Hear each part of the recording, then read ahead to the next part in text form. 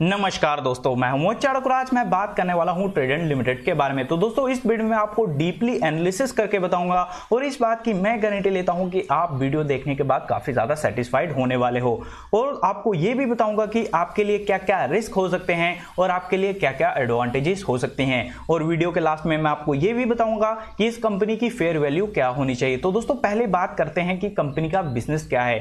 तो दोस्तों textile, paper manufacturing, chemicals और पावर का इनका बिजनेस है। तो दोस्तों जब भी आप किसी कंपनी में निवेश करते हो तो आप ये जरूर चेक करते हो कि कंपनी की पोजीशन कैसी है। तो दोस्तों मैं आपको बता दूं कि ये लार्जेस्ट यार्न स्पिनर हैं इंडिया के और वर्ल्ड के लार्जेस्ट टेरिटोबल मैन्युफैक्चरर हैं और वर्ल्ड के largest wheat straw based paper manufacture करते हैं, जो डेफिनेटली दर्शाता है कि कंपनी की पोजीशन कैसी है।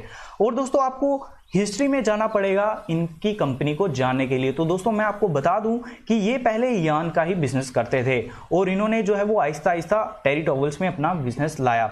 उसका कारण क्या है कि इनका जो मटेरियल था वो यार्न का था, तो और इनको पता था कि जो यार्न का बिजनेस है उसी से टेरिटोबल्स बनते हैं। तो इन्होंने सोचा अगर हमारे पास रॉ मटेरियल है, क्यों ना हम जो अपना बिजनेस है वो शिफ्ट करें, उसको जो है वो डेवलप करें। और उन्होंने ऐसा ही किया। उसके बाद एक और चीज जो आपको पता होनी चाहिए वो ये है कि इसके जो फाउंडर हैं वो है दोस्तों राजेंद्र गुप्ता, जो पद्मश्री विजेता हैं। और आपको एक और चीज बताना चाहूंगा वो ये है कि कंपनी का जो हेडक्वार्टर है वो है दोस्तों लुधियाना, पंजाब।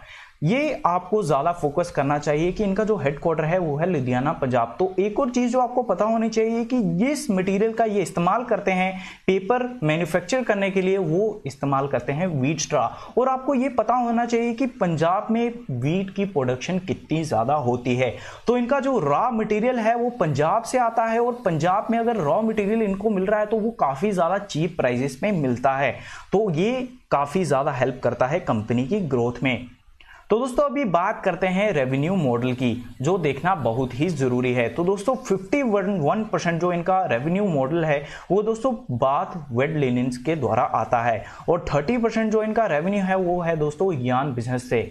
और बचा हुआ जो बिजनेस है जो 90% है वो दोस्तों पेपर बिजनेस से आता है। तो दोस्तों आमतौर पे जो कंपनीज होती हैं वो दो तरह के मटेरियल यूज करती हैं। एक तो दोस्तों हो गया वुड मटेरियल और दोस्तों दूसरा है वेस्ट मटेरियल। दो प्रकार के जो मटेरियल होते हैं उसके द्वारा पेपर जो है वो बनाया जाता है। बट ये जो कंपनी मटेरियल यूज करती है वो है दोस्तों व्हीट स्ट्रॉ, जो काफी ज्यादा अच्छा और चीप प्राइसेस पे मिलता है और काफी ज्यादा बढ़िया है। आप खुद सोचिए अगर मटेरियल जो है वो काफी ज्यादा मात्रा में है और चीप प्राइसेस पे है तो ये डेफिनेटली एक पॉजिटिव संकेत है कंपनी के लिए, जो बहुत ही अच्छा मॉडल है और डेफिनेटली ये कंपनी के आने वाले प्रॉफिट्स हैं वो बढ़ाएगा और बढ़ा सकता है। तो दोस्तों व्हीट स्ट्रॉ जो मैन्युफैक्चरिंग करते हैं पेपर की वो काफ़ी अच्छा मॉडल है और काफ़ी ज़्यादा अट्रैक्टिव भी है।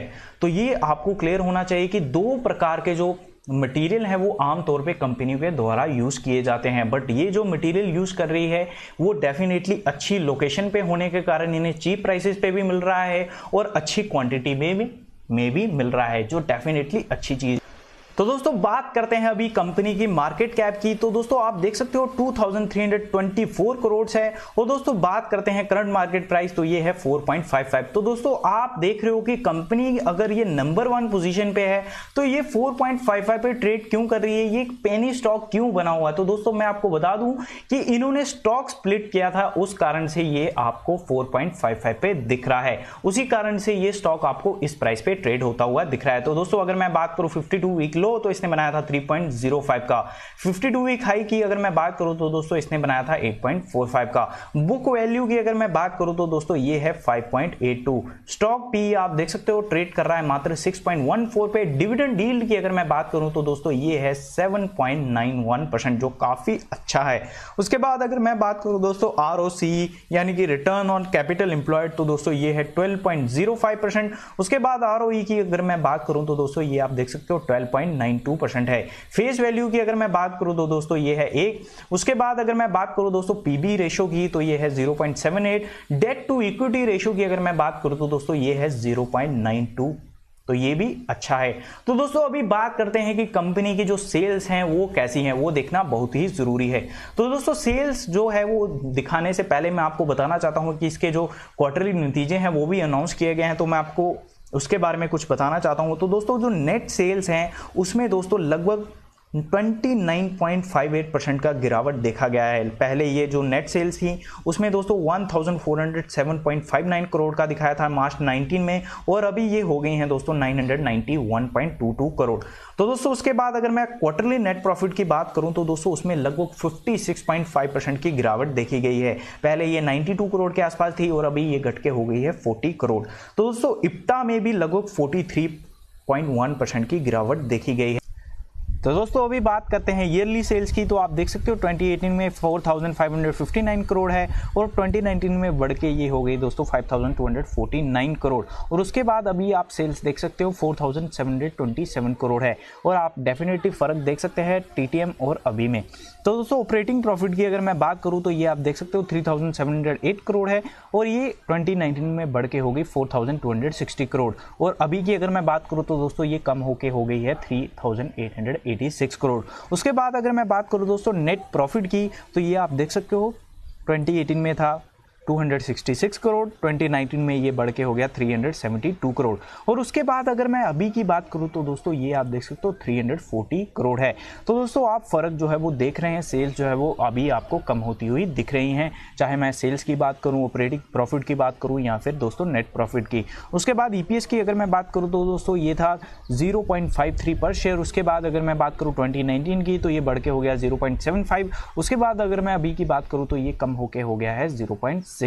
तो दोस्तों आप देख रहे हो जो कोविड-19 का प्रकोप और इकोनॉमी में स्लो डाउन का प्रकोप है वो इस पे भी डेफिनेटली देखने को मिल रहा है, हर एक कंपनी में देखने को मिल रहा है, और इस पे भी डेफिनेटली आपको देखने को मिलेगा ही मिलेगा। तो दोस्तों अभी बात करते हैं इसके शेयर होल्डिंग पैटर्न की, फिर मैं आपको बताऊंगा कि इसमें क्या क्या रिस्क हो सकते हैं आपके लिए और इस कंपनी की फेयर वैल्यू क्या होनी चाहिए। तो दोस्तों पहले बात करते हैं शेयर होल्डिंग पैटर्न की। तो दोस्तों प्रमोटर्स की जो होल्डिंग है वो काफ़ी अच्छी है, लगभग 71.06% के आसपास जो होल्डिंग है वो प्रमोटर्स के पास पड़ी हुई है। और दोस्तों अगर मैं बात करूं एफआईआईज की तो दोस्तों 2.05% की होल्डिंग पड़ी हुई है, और अगर फाइनेंशियल इंस्टीट्यूट्स की बात करूं तो 0.04% की पड़ी हुई है। उसके बाद अगर मैं बात करूं अदर्स की तो अदर्स के पास लगभग 26.85% की होल्डिंग पड़ी हुई है। अदर्स में आते हैं दोस्तों हम जैसे लोग जो रिटेल इन्वेस्टर हैं।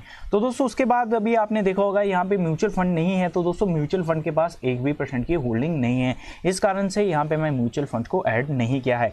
तो ये मैं आपको क्लियर कर रहा हूं। तो ये शेयर होल्डिंग पैटर्न दिखाता है कि म्यूचुअल फंड कोई नहीं है इसमें। उसके बाद ना ही दोस्तों कोई इंश्योरेंस कंपनी है इसमें अपनी होल्डिंग लेके जो बैठी हुई है।